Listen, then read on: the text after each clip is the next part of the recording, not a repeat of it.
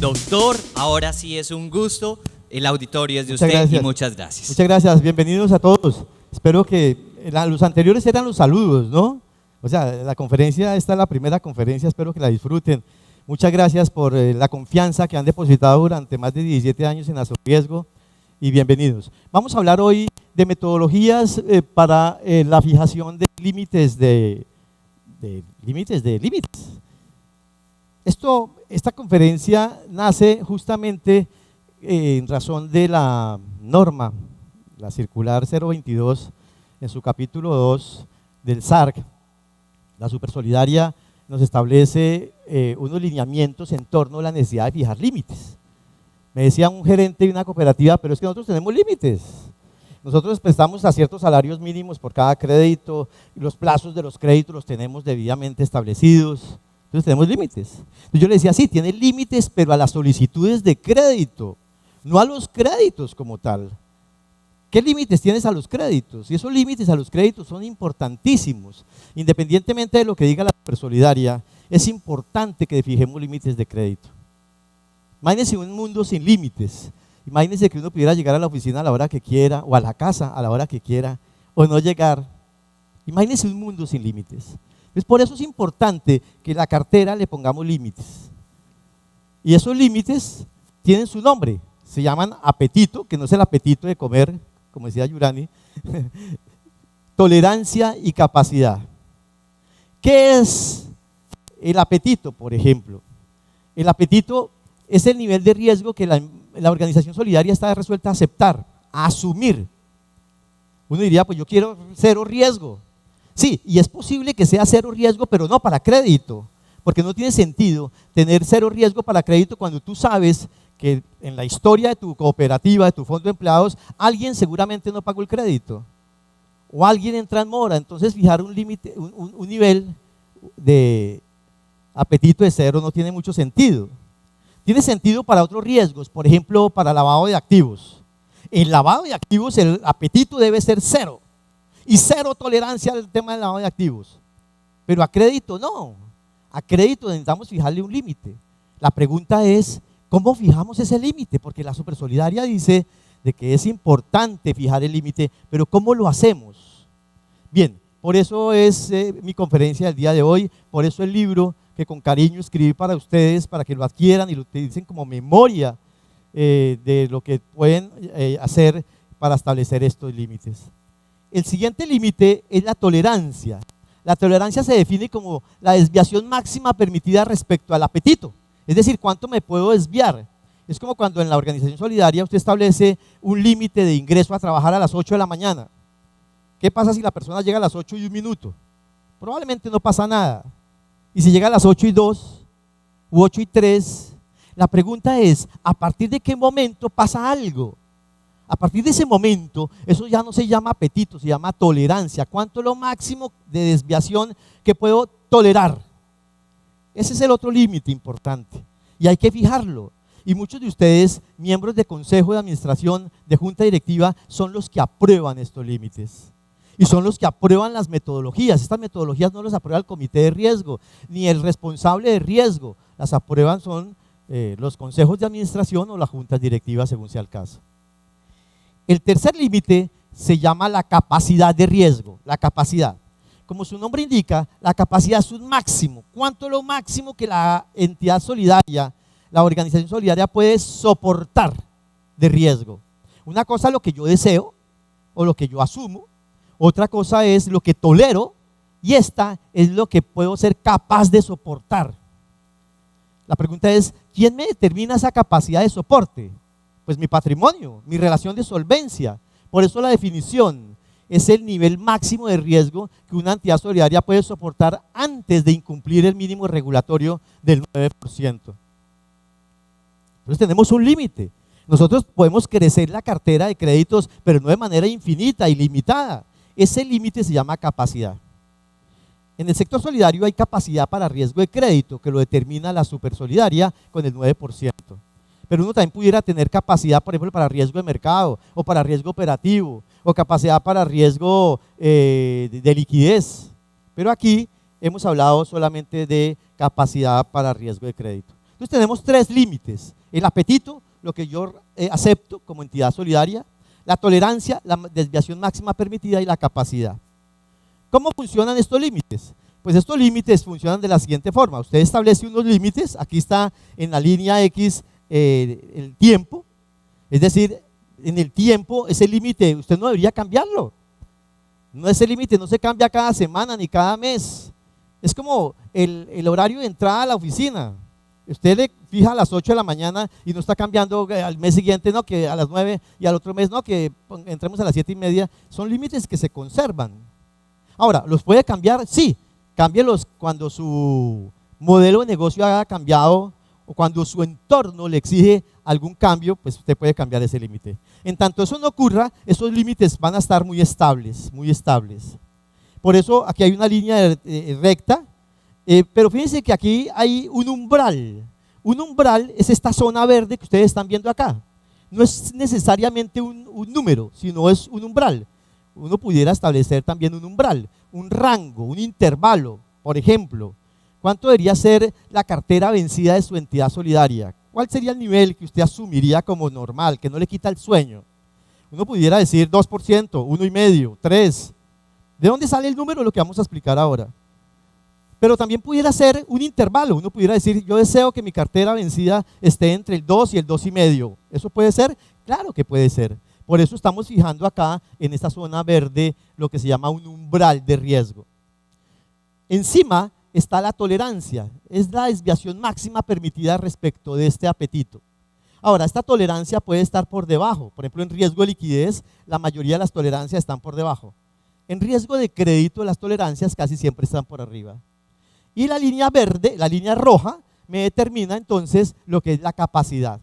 Entonces usted tiene el apetito, zona verde; la tolerancia, zona amarilla o línea amarilla; y la capacidad, línea roja. ¿Cómo funciona entonces? Estos límites los aprueba el consejo o la junta directiva, como yo decía. Y entonces, ¿cómo funciona? Pues todos los meses el responsable de riesgo tiene que calcular el indicador respectivo. Por ejemplo, en este caso estamos hablando de cartera vencida, pues lo calcula la cartera vencida de la entidad solidaria. En tanto el indicador esté en la zona verde, pues no pasa nada, porque está dentro de los límites que yo deseo que esté mi cartera vencida.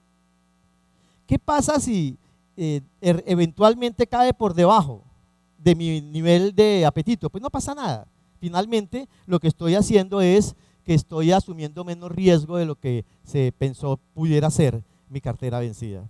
El problema surge cuando el indicador está por encima de mi apetito. Cuando está por encima de mi apetito es cuando el responsable de riesgo debe generar alertas tempranas. ¿Por qué? Porque el responsable de riesgo está encontrando que el indicador en cuestión ha excedido el apetito y se está aproximando a la tolerancia. La pregunta es, ¿va a permitir que llegue a la tolerancia? Claro que no, porque una vez rota la tolerancia se aproxima a la capacidad y puede hacer que la entidad incumpla entonces con los mínimos regulatorios. Y hay que evitar que eso pase. Y por esa razón, entonces el responsable de riesgo pues empieza a generar alertas tempranas, y son tempranas porque son antes de que ya no haya nada que hacer. Genera alertas tempranas una vez se excede el apetito y se empieza a aproximar a la tolerancia. ¿Y para qué? Pues para que con esas alertas la organización tome medidas de choque que tiendan a contrarrestar la tendencia, la trayectoria del indicador y vuelva otra vez al nivel que se desea. Y así funcionan estos límites. Entonces se vuelven interesantes porque esto nos permite monitorear, hacerle seguimiento y darle un manejo preventivo a la cartera. Basta ya de manejos reactivos, basta ya de manejar la cartera solamente con la mora. Entonces, si la cartera está al día no tengo problema, pero si entra en mora entonces hago provisiones. Sí, pero ya está la mora, ya es un hecho real.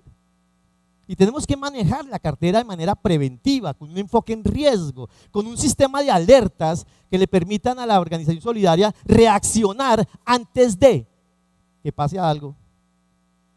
Y así funcionan estos sistemas, estos apetitos, estas tolerancias y estas capacidades.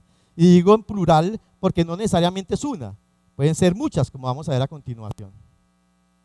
La pregunta es entonces, ¿a qué le coloco apetito? ¿A qué? Pues yo le coloco apetito, sí, al plazo, pero eso es en la solicitud, como yo decía. Pero la cartera, una vez desembolsada, una vez es un activo, ¿a qué le coloco pues esos límites? Entonces hay varios que están en el libro que ustedes acaban de escuchar, metodologías para la fijación de estos límites, que les va a ayudar como apoyo, como ayuda de memoria, para conocer más en detalle las metodologías. Voy a referirme a algunas de ellas para que ustedes identifiquen cómo funciona. Número 1, al perfil de riesgo de crédito de su cooperativa. Hay que definir un límite al perfil. Ustedes se preguntarán, ¿y eso de perfil qué es? Eso es lo que vamos a explicar ahora. ¿Qué es eso de perfil? Número 2, al monto de atribuciones. Acuérdense que el que aprueba el crédito está tomando riesgos y eventualmente se produce concentración en las facultades de aprobación. Y hemos encontrado cuando hacemos estos análisis que hay 2 o 3 instancias de aprobación que aprueban el 70% de los créditos o el 80% de los créditos. Acuérdense que esa instancia es un tomador de riesgo y se la está jugando por la cooperativa cuando aprueba un crédito. Entonces tenemos que ver si esos montos de atribución están bien designados o están mal y tener unos límites consistentes con el tamaño y la complejidad de la operación. Y tenemos que colocarle límites también a la concentración, porque la concentración es el enemigo número 1 de la cartera de créditos. Si yo estoy concentrado por deudor, por ejemplo, tengo el peligro, no el riesgo, sino el peligro de que el deudor que tenga más recursos entre en mora y entonces mi cartera vencida empieza a dispararse de un mes a otro. Hoy la tengo en el 4 y al mes siguiente el 6. ¿Por qué? Porque hubo un deudor con una cifra grande que entró en incumplimiento, entró en mora. Entonces el deudor, la concentración por deudor hace que los indicadores de cartera vencida se disparen de manera progresiva. Y la entidad se pregunta, ¿pero por qué? Pues porque estás concentrado. Y justo donde estás concentrado es donde entró el deterioro. Porque si entrara el deterioro en donde hay diversificación, no hay ese fenómeno. ¿Por qué? Porque van a entrar en mora créditos con bajo monto, no con montos grandes. Entonces por eso es que tenemos que fijarle una concentración al deudor, una concentración al plazo. ¿Por qué? Porque es que resulta que lo que hemos encontrado es que el deudor, pues muchas veces para poder tener más monto, los plazos se le amplían, se le amplían, se le amplían, y entonces el 80% de la cartera está a 20 años. Y eso afecta el normal funcionamiento de la organización solidaria. Entonces tenemos que ser estratégicos. ¿Cuánta de mi cartera va a estar en el corto plazo? ¿Cuánta de mi cartera va a estar en el largo plazo? Pero no plazo de originación, sino plazo al vencimiento. Y lo mismo, concentración por modalidad, concentración por región, etcétera, etcétera, etcétera, que es justamente lo que vamos a ver ahora. ¿Qué es eso de perfil? ¿Qué es eso de perfil de riesgo? El perfil de riesgo no es más que la probabilidad que el sujeto de crédito incumpla. Acuérdense que incumplimiento no es entrar en mora, incumplimiento es el nivel de la mora en donde no hay mucha probabilidad de mejora, en donde hay más probabilidad de empeorar que de mejorar. Ese punto en la mora es crítico, ese punto en la mora se llama incumplimiento. La Supersolidaria ha establecido que para créditos de consumo son 90 días, para crédito comercial 120 días y para créditos a una sola cuota 7 días. Cuando el deudor llega a esa mora de 90 días se considera que ha incumplido. En tanto no llegue a esa altura de mora, pues no se considera que ha habido ese incumplimiento. Entonces el perfil es justamente esa probabilidad de incumplimiento. Entonces, cuando un deudor presenta una solicitud de crédito, a cada deudor hay que calcularle ese perfil, esa probabilidad. Ahora, ¿cómo la calculo? Pues la Super da unos lineamientos. Debe tener en cuenta la capacidad de pago, los ingresos, las garantías, la central de riesgo, como mínimo, dice la Super. Se pueden tener en cuenta otras cosas, la antigüedad del asociado, la forma de pago, la cantidad de aportes, etcétera, etcétera, etcétera.